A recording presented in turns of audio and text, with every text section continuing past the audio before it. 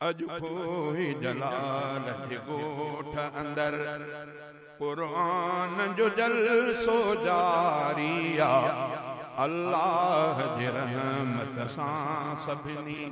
अल्लाह जी रहमत सां सभई झोली भरी तिन प्यारी आ अज खोही जलाल जी गोठ अंदर अज खोही जलाल जी गोठ अंदर कुरान जो जलसो जारी आ अल्लाह जी रहमत सां झोली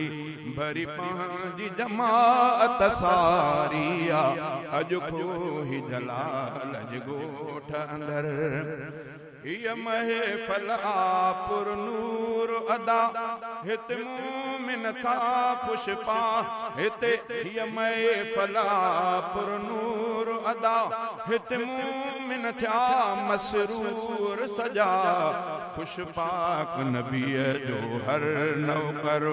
खुश पाक नबीअ जो हर नौकर ऐं रब जो हिते जो पुजारी आ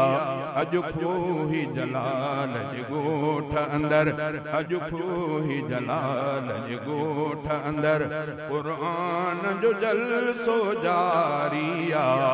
अल्लाह जे रहमत सां झोली भरी पंहिंजी जमात सारी आ अज खोही जलाल जे गोठ अंदर हितना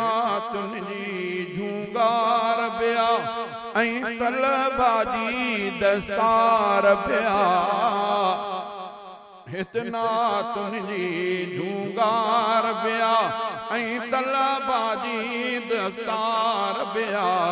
तकरीरूं हलनि थियूं क़ुरआनी हर दिल में सुकून करारी आ तकरीरूं हलनि थियूं तकरीरूं हलनि थियूं क़ुरआनी हर दिल में सुकून करारी आ अज खोही जलाल जे गोठ अंदर आसाई फिदा जो इदारो ही इस्लाम जो मरकज़ प्यारो ही आसाई फिदा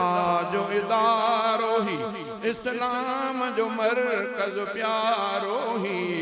हिन मरकज़ सां हिन गोठ अंदर तब्दीली ॾिठी वई नियारी आ हिन मरकज़ सां हिन गोठ अंदर तब्दीली ॾिठी वई नियारी आ अज खोही जलाल जे गोठ अंदर उस्ताद खलील जी मेहनत आ कई तुलबाजी जंहिं ख़िदमत आ उस्ताद खलील जी मेहनत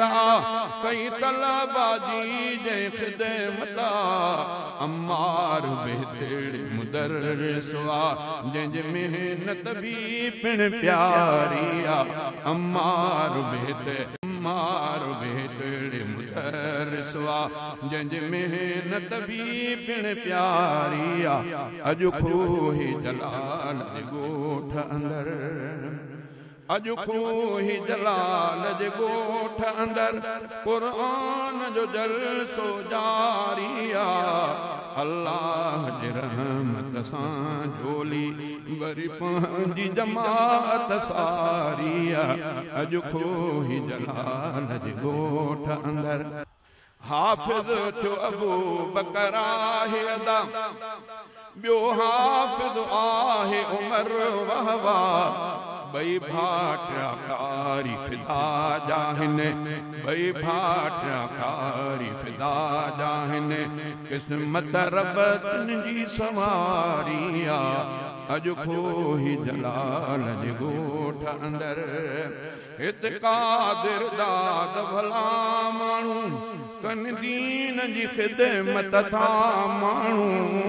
हित कादिर दाद भला माण्हू